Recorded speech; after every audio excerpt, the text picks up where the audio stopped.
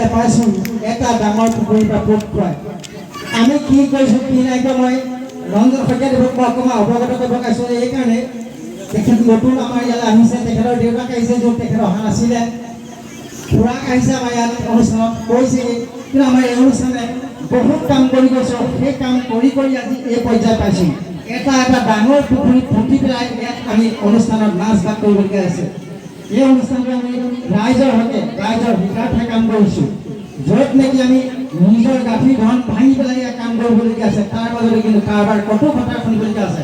আমি এখন কাণে সময় এখন কাণে উলিয়াই দিছোঁ। যদি আমি ৰাইজৰ কোনোবা এজন ব্যক্তিৰ কথা যদি আমি কটু কথা যদি লাগি থকা হয় আজি এই অনুষ্ঠান নহয়।